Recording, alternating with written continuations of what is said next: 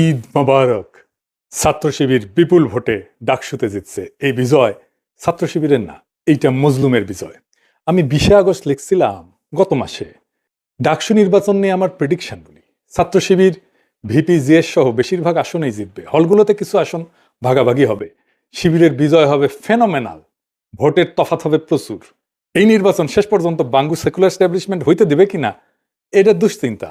খুব খারাপ কিছু ঘটায় নির্বাচন স্থগিত করে দিতে পারে, বিশেষ করে বামেরা শেষ মুহূর্তে নির্বাচন বয়কট করতে পারে। একটা ইসলামপন্থী দল ফেয়ার নির্বাচনে জিতে আসবে, এর চাইতে বড় দুঃস্বপ্ন বাঙ্গু প্রগতিশীল বা ভারত বা পশ্চিমাদের নাই। কিন্তু ঠিকভাবে নির্বাচন হইলে এইটা ফলাফল হবে বাংলাদেশের রাজনীতিতে সুদূর প্রসারী। সেটা শুধু বাঙ্গু প্রগতিশীলরা না, সম্ভবত ইসলামপন্থীরাও ঠাউর করতে পারতেছে না। যা বলছিলাম, এই ফলাফল বাংলাদেশের সেকুলার এস্টাবলিশমেন্টের জন্য এক ভয়ানক দুঃসংবাদ। পুরা সেকুলার এস্টাবলিশমেন্ট কিন্তু দাঁড়াইছিল শিবিরের বিরুদ্ধে, শেষ রক্ষা হয় নাই। এখন আসেন আমরা দেখি ফলাফল আসলে কি বার্তা দিচ্ছে। বার্তা হইতেছে বাংলাদেশে ইন্ডিয়ান ন্যারেটিভ পুরোপুরি পরাস্ত হয়েছে। আলহামদুলিল্লাহ, বাংলাদেশে এই প্রজন্ম যতদিন থাকবে ততদিন ইন্ডিয়ান ন্যারেটিভ আর মাথা তুলতে পারবে না। কিন্তু ছাত্র দলের পরাজয়কে অবশ্যম্ভাবী ছিল না, ছাত্রদল এই নির্বাচনে জিতে যেতে পারত, ডাকসু তাদেরই হইতো। হয় নাই কারণ তাদের নির্বুদ্ধিতা, রাজনৈতিক অপরিপক্কতা এবং বেকুবের মতো আত্মবিশ্বাসের কারণে তাদের এই ভরাডুবি। বিএনপির চেপে বসা কিছু রাজনীতির জ্ঞানহীন মানুষ, অপদার্থ মানুষ। আমি একসময় দেখাইছিলাম, আজ তাদের ক্ষমা দেখায় পরিচিত করে দিতে চাই না, এরা হাতে ধরে বিএনপিকে গাড্ডায় ফেলছে। তাও একজনকে দেখেন কইছিল শিবিরের ভরাডুবি হবে, তৃতীয় বা চতুর্থ হবে শিবির। এরা হইতেছে পলিটিক্যাল অ্যানালিস্ট, বিএনপির বুদ্ধিজীবী। ভাবেন তাইলে কি অবস্থা বিএনপির। নাই বনে শিয়াল রাজা, এরাই বলছিল ছাত্রীদের হলে শিবির জিতবে না, জিতছে তো বটেই। রোকেয়া হলে সাদিক কায়েমের নাম ঘোষণা হইলে কেমন আনন্দে উল্লাস করে উঠছে ছাত্রীরা, দেখেন।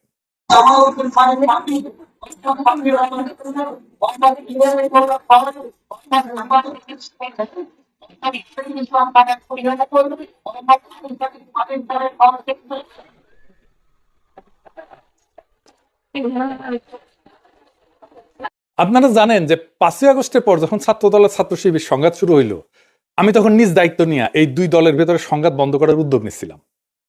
সেই মিটিং এ শিবিরের প্রেসিডেন্ট সেক্রেটারি উপস্থিত থাকলেও ছাত্রদল প্রতিশ্রুতি দিয়ে হাজির মধ্যে নেগোসিয়েশনের উদ্যোগ নিয়েছিলাম। কারণ আমি সেন্স করতে পারছিলাম বিএনপি মারাত্মক একটা ভুল করতেছে। তারা ধীরে ধীরে আওয়ামী ন্যারেটিভ গ্রহণ করতেছে। আওয়ামী লীগ যা বলতো তাই দিয়ে সে জামাতের বিরোধিতা করতেছে। আমি বিএনপির শীর্ষ নেতৃত্বকেও বলছি এইটা ভুল স্ট্র্যাটেজি। আমি উনাদের উদাহরণ দিয়ে বলছিলাম, ধরেন গোলাম আজম একজন স্বাধীনতা সংগ্রামী, ভারতের অটল বিহারী বাজপেয়ীর মতো। তাইলে আপনি জামাতের রাজনৈতিক বিরোধিতা কেমনে করতেন? আপনি তো তারে স্বাধীনতা বিরোধী বলতে পারতেন না, মুক্তিযুদ্ধ বিরোধী বলতে পারতেন না। তো তাহলে অটল বিহারী বাজপেয়ীর মতো যদি গোলাম আজম স্বাধীনতা সংগ্রামী হইতো, তাইলে কিভাবে আপনি বিরোধিতা করতেন? সেভাবে করেন। আওয়ামী লীগ যা বইলা জামাতকে ঘায়ল করতো সেইটা বললে আপনি আওয়ামী লীগ হয়ে যাবেন। তাই হয়েছে। আপনি জামাতকে রাজাকার, স্বাধীনতা বিরোধী, পাকিস্তানপন্থী কিছু বইলাই দমাইতে পারবেন না, উল্টা জামাতের লাভ হবে। বুঝছে না? এর ফলে বিএনপি তার অ্যান্টি ইন্ডিয়া ভোট ব্যাংক হারাবে, তাই হারাইছে। সে আওয়ামী লীগের ভোট পাইছে। আপনি জগন্নাথ হলের ভোটের হিসাব দেখেন, দেখেন জগন্নাথ হলের পুরা ভোট মোটামুটি বিএনপি পাইছে, তাই না? তো তার মানে সে আওয়ামী লীগের ভোটটা নিচ্ছে আর নিজের ভোট হারাই ফেলছে। আর জামাত কি করছে? যে anti India vote bank intact রেখে সেকুলার ভোট টানার কৌশল নিতে পারছে। বিএনপি যতবার মুক্তিযুদ্ধ 1971 এই বলে জামাত শিবিরকে আক্রমণ করবে, ততবার জামাতের অ্যান্টি ইন্ডিয়া ভোট আরো বাড়বে। জামাত যে বাংলাদেশে অ্যান্টি ইন্ডিয়া রাজনীতির সবচেয়ে বড় কামেল এজেন্সি, এটা বেশি স্ট্যাবলিশ হবে। বাংলাদেশের প্রধান দ্বন্দ্ব বিএনপি ধরতে পারে নাই। প্রধান দ্বন্দ্ব নিয়ে আমি এই বিষয়ে বলছিলাম যে বিএনপির এই আওয়ামী মুক্তিযুদ্ধের রাজনীতি পরাজিত হবে। আমি বলছিলাম, শোনেন এডিটর সাহেব একটু শোনায় দেন আমার আগের থেকে, দ্বন্দ্বটাও আবার শুনলে আবার মনে হবে যে কি বলছিলাম। শোনান এডিটর সাহেব। একটা সমাজে নানা রকম দ্বন্দ্ব থাকে। একটা নদীতে যেমন নানা ধরনের স্রোত থাকে, একটা না অনেকগুলো স্রোত থাকে, ছোট বড় মাঝারি, তেমন সমাজেও থাকে। যেমন ধরেন আমাদের দেশে ধনী গরিবের একটা দ্বন্দ্ব আছে, সেকুলার আর ধর্মবাদীদের একটা দ্বন্দ্ব আছে না, ইংরেজি জানাদের সাথে বাংলা মিডিয়ামের দ্বন্দ্ব আছে না, শহর আর গ্রামের দ্বন্দ্ব আছে না। শহরের লোকেরা তো গ্রামের লোকদের তাচ্ছিল্য করে খ্যাট বলে, তাই না? বড় লোক আর গরিবের দ্বন্দ্ব আছে না। এইরকম অসংখ্য দ্বন্দ্ব পাইবেন দেশে। এই দ্বন্দ্বগুলোই রাজনীতি, কনফ্লিক্ট সিচুয়েশন, এটাই রাজনীতি। একটা পক্ষের সাথে আর একটা পক্ষের দ্বন্দ্ব, এই রাজনীতি, এটাই রাজনীতি। কিন্তু এর মধ্যে একটা প্রধান দ্বন্দ্ব থাকে, এক নাম্বার, সেটা খুঁজে বের করতে হয় কোনটা প্রধান দ্বন্দ্ব। এটাই পলিটিক্যাল ওয়ার্কারদের কাজ, এটাই রাজনৈতিক নেতাদের কাজ। আপনি ইতিহাসে তাকাইলে দেখবেন ব্রিটিশ আমলে প্রধান দ্বন্দ্ব কি ছিল? ব্রিটিশদের সাথে আমাদের দ্বন্দ্ব না, না তা না। প্রধান দ্বন্দ্ব ছিল জমিদার আর প্রজা। অসংখ্য কৃষক বিদ্রোহ হয়েছে, এর ফলশ্রুতিতে পাকিস্তানের জন্ম হয়েছে। ভারতের স্বাধীনতা আন্দোলন আর পাকিস্তান সৃষ্টি এক না, দুইটা আলাদা দ্বন্দ্বের ফল। পাকিস্তান আমলে দ্বন্দ্ব কি ছিল? বাঙালি আর অবাঙালিদের, তাই না? হাসিনা আমলের দ্বন্দ্ব কি ছিল? প্রধান দ্বন্দ্ব ভারতীয় আধিপত্যবাদের প্রত্যক্ষ সেবাদাসী ফ্যাসিস্ট হাসিনার সাথে বাংলাদেশের নাগরিকদের মুক্তির আকাঙ্ক্ষার দ্বন্দ্ব। দুই পক্ষ, হাসিনা অ্যান্টি হাসিনা। এখন হাসিনা নাই, কিন্তু সেই প্রধান দ্বন্দ্ব আছে। ভারতীয় আধিপত্যবাদের প্রত্যক্ষ সেবাদাসী হয়েছেন আপনারা, বিএনপি। এখন আপনাদের সাথে বাংলাদেশের নাগরিকদের মুক্তির আকাঙ্ক্ষার দ্বন্দ্ব শুরু হয়েছে। এই লড়াইয়ে আপনারা পরাজিত হইবেন, অবশ্যই হইবেন। এটাই ইতিহাসের শিক্ষা। আজ হোক কাল হোক পরাজিত হইবেন। ইন্ডিয়ান সালসা খাইয়া যারাই বাংলাদেশের রাজনীতি করতে আসবে ধ্বংস হয়ে যাবে। যেই আসুক, যত বড় দল আসুক, মাথাতে রেখেন, কামে দিবে। যত কৌশল নেন আমাদের বিরুদ্ধে, কোনোটাই কোনো কাজে দিবে না, কোনোটা কোনো কাজে দিবে না। তো বলছিলাম, যত কৌশলই নেন না কেন, কোনোটাই কাজে দিবে না। কাজে দেয় নাই। ভারতীয় বয়ান জয় বাংলা হয়ে গেছে। ইন্ডিয়া যে হারছে সেটা নিঝুম মজুমদারের আহাজারিতে শোনেন। ইলেকশনের আগে সে বাক্য ঝাড়ি ছিল, সে বলছিল যে ওরাও হারবে, আপনারাও হারবেন, মানে বিএনপি করছে আর কি। শুনেন, তো আপনার বিবেচনার উপর একটু ছেড়ে দেই। Now it is your call, it's your সিদ্ধান্ত আপনার। কালকে নির্বাচন, প্রশ্নের জবাবটা আপনারাই দিয়ে দেন। যদি জামাত শিবির নির্বাচিত হয়, হেরে গেছি, আপনারাও আমরা সম্মিলিত হবে। প্লিজ হেরে যায়েন না। তো বিএনপি কেন এইভাবে দুর্বল হয়ে গেল? হাসিনা বিরোধী লড়াইয়ে হাসিনার ন্যারেটিভ ভাঙায় বিএনপির কোনো ভূমিকা ছিল না। আর কালেকটিভ লড়াইয়ে বিএনপির সংখ্যা ছাড়া কোনো ইন্টেলেকচুয়াল ইনপুট ছিল না। এটা সত্য। এটা বিএনপির পছন্দ হবে না, কিন্তু যাই হোক, এটা সত্য। এটা বিএনপি বুঝতে পারেনি, নিজেও বুঝতে পারেনি, জনগণও বুঝতে পারেনি যে বিএনপির 5ই আগস্টের পর ক্রেডিট নেওয়ার পালা চলছে, কে কত বড় মাস্টার মাইন্ড তার হিসাব করছে। এই কাজগুলো আমরা করতাম, ন্যারেটিভ বিল্ডিং এটা আমরা করতাম। এবং বিএনপি যখন থেকে আমাদের কাছ থেকে দূরে সরে গেছে, হিসাব করে দেখেন, তখনই বিএনপি দিগ্ভ্রান্ত হয়েছে আর জনসমর্থন কমতে শুরু করছে। আমি বলতেছি না যে আমাদের জন্যই কমছে, বরং কমছে এই কারণেই যে আগে আমরা যে ন্যারেটিভ তৈরি করতাম, এটা তো বিএনপির জন্যই করতাম।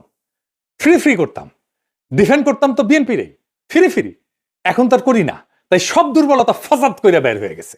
বিএনপি জামাতের রাজনৈতিক বিরোধিতা কিভাবে করতে পারতো, এই নিয়ে আমার পরের এপিসোড দেখবেন। এখন জামাত কইতে পারেন, দাদা আপনি এইভাবে স্ট্র্যাটেজি কইয়া দিতেছেন, ভয় নাই, কইয়া দিলেও শুনবে না ওরা। আর যদি শুনেও তাতে আপনাদের ক্ষতি নাই। রাজনীতির জ্ঞান বিএনপির লবডাঙ্কা হইলেও ইগো আছে টনটনা, 16 আনার উপরে 18 আনা। এখন প্রশ্ন হইল, বিএনপি কেন এই রাজনৈতিক অবস্থান নিল? কারণ বিএনপি ডরাইতেছে যে ইসলামপন্থীরা ইমার্জ করছে, লীগ আর বামেরা না থাকলে সে এটা সামলাইতে পারবে না। তারা এটা বুঝাইছে ইন্ডিয়া, তাই লীগের ভোট তাদের লাগবে, কিন্তু সেটা নিতে গিয়া যে নিজের ভোট ব্যাংক দেউলিয়া হয়ে যায়, 10 জয় বাংলা হয়ে যাইতেছে, তার কোনো খেয়াল নাই। রাজনীতিতে পলিটিক্যাল এনিমি বা দুশ্মন সিলেক্ট করতে হয়। আওয়ামী লীগ বিএনপির দুশ্মনের মর্যাদাও দিতে চায় নাই। সে তার দুশ্মন বানাইছিল জাতীয় পার্টিকে, গৃহপালিত দুশ্মন আর কি। হাসিনা চলে যাওয়ার পরে বিএনপি চাইছিল প্রথমে যে আওয়ামী লীগ তার দুশ্মন হোক, সেই জন্য সে আওয়ামী লীগ নিষিদ্ধ চায়নি। আওয়ামী লীগ দল নিষিদ্ধ হওয়ার পরে সে চাইছে জাতীয় পার্টি তাদের দুশ্মন হোক, মানে বিরোধী দল হোক। এটাও ইন্ডিয়ার প্রেসক্রিপশন। তারা কখনোই চায় নাই জামাত বিরোধী দল হোক, এমনকি এনসিপি হোক। এখন নিজেরই বিরোধী দল হওয়া লাগবে। এখন শিবিরের এই বিজয়, ডাকসুতে বিজয়, কি অর্থ বহন করে বা এটা কোথায় যাইতে পারে? এই ডাকসুই আগামী সরকারের ছায়া, যদি সে রাজনৈতিক দল ক্ষমতায় যাওয়ার জন্য তৈরি থাকে। 1971 ঠিক আগে তোফায়েল আহমেদ জিতছিল, আসম আব্দুর রব জিতছিল ছাত্রলীগ থেকে। তারপরেই আসছে 71-এ মুজিবের ক্ষমতা নেওয়া, 1990-এ আমানুল্লাহ আমার খোকনের জেতা, একই রকম। তাই এইবারে ডাকসুতে ছাত্র শিবিরের বিজয় এটাই বলতেছে আগামী এনসিপি আর রাজনীতিতে জায়গা করে নিতে পারবে না। তবে ধরেন মুজাহিদুল ইসলাম সেলিমরাও জিতছিল ডাকসুতে, মাহমুদুর রহমান মান্নারাও জিতছিল, কিন্তু জাসদ বাসদ বা সিপিবি ক্ষমতায় গেছে, যায় নাই। কেন আর কখন এই ডাকসু আগামীর ক্ষমতার রাস্তা হয়ে ওঠে আর কখন হয় না, সেই হিসাবটা জানতে হবে। আপনি যদি এই বিজয়কে ক্ষমতা পর্যন্ত নিয়ে যেতে চান, প্রত্যেকটা পদক্ষেপ এখন হিসাব কইরা মাইপে ফেলতে হবে। আমি বিজয়ের আনন্দে আত্মহারা হইতে নিষেধ করছি, কারণ আগামী কাল থেকেই শত্রুরা বিপুল বিক্রমে ঝাঁপায় পড়বে আমাদের উপরে। প্রচুর টাকা পয়সা নিয়ে, বাজেট নিয়ে, পুরো সেকুলার স্ট্যাবলিশমেন্ট ঝাঁপায় পড়বে। প্রথম আলো, ডেইলি স্টার নিয়ে। এই লড়াইটা জিততে হবে, আমরা এটা জিতব। বাঙ্গুয়েলুট সেকুলার স্ট্যাবলিশমেন্ট জানে না আমরা কই দিয়া কেমনে চাপা মার দিব, কিন্তু আমরা দিব। এবং আমরা ওদের সাথে আগে আসছি, ওরা চলে ডালে ডালে, আমরা চলি পাতায় পাতায়। ফাইনালি বিএনপি নেতা কর্মীদের বলি, এবার বুঝছেন তো ভাই, সবার উপরে এইটা ন্যারেটিভ তৈরির ক্ষমতা, এটাই আসল। এসে গালি দিয়ে আমারে নিয়ে ট্রল কইরা রাজনীতিতে গোল্লা খাইবেন বারে বারে। পলিটিক্যাল পাওয়ারটা তৈরি হয় মানুষের অন্তরের খবর জানার মধ্যে দিয়ে, আর তার ভিত্তিতে রাজনৈতিক কৌশল তৈরিতে। সংখ্যা এখানে কোনো মোটেই গুরুত্বপূর্ণ বিষয় না। আমি 1 জন 2 জন 3 জন 4 জন না 10 জন, আর আপনারা 1 কোটি কিনা কিচ্ছু যায় আসে না, আপনি 10 জনের কাছে হেরে যাবেন। জাতীয় নির্বাচনে একই ঘটনা ঘটবে, তৈরি থাকেন। আজকের ডাকসু নির্বাচনের ফলাফল কোনো সাধারণ ঘটনা না, এটা এক নতুন ইতিহাসের সূচনা, এক নতুন দিগন্তের ইশারা। যারা মনে করছিল ইসলামপন্থীরা কেবল প্রান্তিক শক্তি, তাদের ধারণা ভেঙে চুরমার হয়ে গেছে। এই বিজয় প্রমাণ করছে সঠিক ন্যারেটিভ, সংগঠনের শক্তি আর জনগণের অন্তরের খোঁজ জানা, এই তিনের মিলনেই ভবিষ্যৎ লেখা হয়। বাংলাদেশের মাটিতে ভারতীয় আধিপত্যের বয়ান ধসে পড়ছে, সেকুলার এস্টাবলিশমেন্ট হতভম্ব হয়ে গেছে, কিন্তু এই লড়াই কেবল আজকের বিজয় উদযাপনের মধ্যে সীমাবদ্ধ না। এখন থেকে শুরু হবে আসল সংগ্রাম, ন্যারেটিভ ধরে রাখা, তা আরো বিস্তৃত করা, আর জাতীয় রাজনীতির ময়দানে এই বিজয়কে রূপান্তর করা।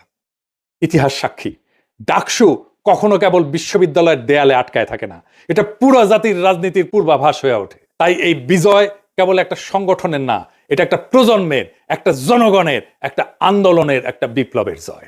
আমাদের দায়িত্ব এখন দ্বিগুণ। শত্রুপক্ষ আসবে সর্বশক্তি নিয়ে, মিডিয়া তার অর্থবল নিয়ে, কিন্তু আমাদের হাতে আছে সেই শক্তি যা তাদের নাই, মানুষের অন্তরের খোঁজ জানা আর ন্যারেটিভ তৈরি করার ক্ষমতা।